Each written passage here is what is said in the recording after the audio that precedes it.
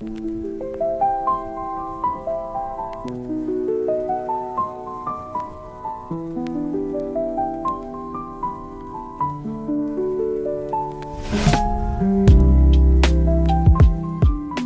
the door to mystery with one very short story. The Micro Podcast filled with morally complex characters, twists you won't predict, and endings you won't forget. Every episode is a brief, intense journey, perfect for listeners who crave mystery, intrigue, and stories that leave you thinking long after the tale ends. Today's episode begins now. Kiss you later, Kevin. They always think they chose me, like I just showed up, dripping desire and hanging on their every limp word out of the kindness of my overexposed heart. But here's the truth. I'm the storm they don't see coming until their wallets are soaked and their souls are bone dry. Matt was rich, like stupid rich. The kind of rich that makes a man think affection is a purchase, not a privilege. He had that soft, slow-burning charm, the kind that made you lean in just to see if he'd kiss you or confess some sin. Matt had just sold some tech company that probably made the internet more annoying, and he was spending like the guilt of being rich came with an expiration date. Me? I was the indulgence he didn't tell his therapist about. He met me in a hotel bar off Piedmont, the kind of place with dim lighting and overpriced cocktails where women like me are either expensive mistakes or cautionary tales in stilettos. I wore red that night, not wine red, blood red. I wanted to see how much of him I could drain before dawn. "You have sad eyes, Trixie," he told me, sipping something aged and overpriced. I smiled. Men always fall for my sad eyes. Matt was easy. He called me his muse by day 3, said I made him feel alive again. I laughed so hard I nearly chipped a nail. And oh, how he loved me. Let me count the ways. He'd leave notes on the mirror in dry erase marker that said, "You make me feel like living. I'm so glad I met you." Another time, he bought out a private theater so we could watch old black and white films, and he held my hand, like I might disappear if he let go. And on one particularly beautiful summer's day, he had a string quartet play for us as we picnicked in the park. Within a week, he was buying me everything I asked for. Cartier, Chanel, some custom thing with diamonds I planned to hawk at some point. It was everything a girl like me could ever want. There was just one problem. He was too nice, too eager, like a bumbling, loyal golden retriever with a trust fund. I couldn't even enjoy breaking his heart because it never occurred to him that I could. You'd think I'd feel bad taking advantage of poor Matt, but I've been playing this game for a while. For example, there was a venture capitalist in Miami who used to make waiters cry, called them peasants, like he was a comedian doing stand-up and the word was a punchline I was supposed to laugh to. I giggled every time he did it, but I thought to myself, how rude. So I stole his car, his favorite painting, and several watches he kept locked in a safe. When he returned home from a business trip, there was nothing left in his condo but a napkin with my lipstick on it. Just a little something to remember me by. Another one? A plastic surgeon in Beverly Hills who kept calling me his reconstruction project. He woke up bankrupt with nothing but the silicone breast implants he wanted to put in me.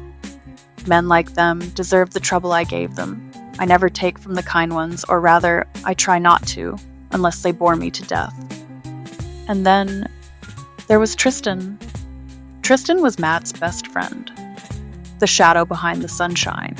He wore smug like a tailored suit and had eyes that sliced clean through silk. He looked at me like he knew my blood type, birth chart, and browser history. I liked him immediately, hated him too. Tristan wasn't impressed by me or anything I did to get his attention. He utterly ignored me, and that made me want him badly. The first time we were alone, I sat across from him and crossed my legs, slow, deliberate, close enough to see the faintest reaction. He didn't flinch.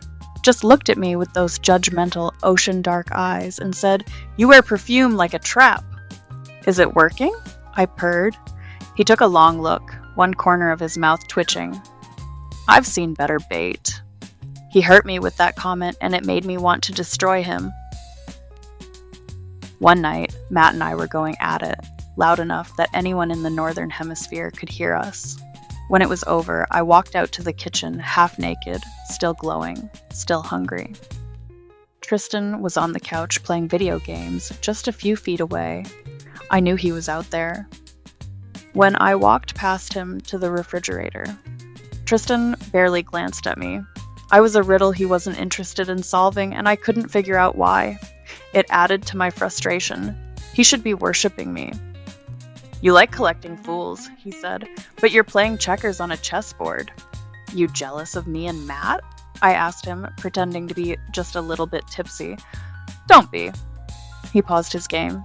"You mean Kevin?" he said casually, taking a moment to sip some scotch. "What?" I said. "Who is Kevin?" "Kevin. That's his real name. The name Matt is for recreational use only." He said it like he was ordering lunch. Easy, offhand, like blowing up my ego was just another Tuesday. I stared at him, my left eye twitching. I wanted to slap him, or kiss him, or both. His nonchalance was just as infuriating as it was intoxicating. He leaned in then, all sin and sarcasm. "You thought you were the con artist. That's adorable." I didn't sleep that night, not because I was heartbroken. Please. The last time I cried over a man, Bill Clinton was president. No. I couldn't sleep because someone had flipped the script on me, and I didn't see it coming. I went to sleep planning my revenge. However, the next morning, I woke up at the crack of noon to an empty penthouse. No Kevin, no Tristan, no Cartier boxes or designer bags, not even a note. My jewelry? Gone, even the stuff I stole before I met them. I stood in the middle of the suite, still half naked with worn-out lipstick, and I laughed. Not because it was funny, but because it was beautiful. Finally, someone had made my life a little more interesting. And then I noticed something else. Tucked in the drawer where Kevin's cufflinks used to be. A poker chip from a private club in Marfa, Texas, monogrammed, expensive, left there on purpose. It was a dare to come after them. Ha. I walked to the balcony and stared out at the Atlanta skyline, still buzzing from last night's electricity, and whispered to no one in particular, "Kevin, huh? Cute? I'll find him. That's a promise. Not for revenge, not for justice, but because a man who cons me and disappears without a goodbye, he doesn't get to live in peace. He gets to fall in love, deeply heartfelt, once-in-a-lifetime committed love. And once I own his heart and he is begging for my affection, I will break him in ways he didn't know were possible. Why?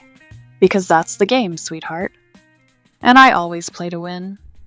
Kiss you later, Kevin."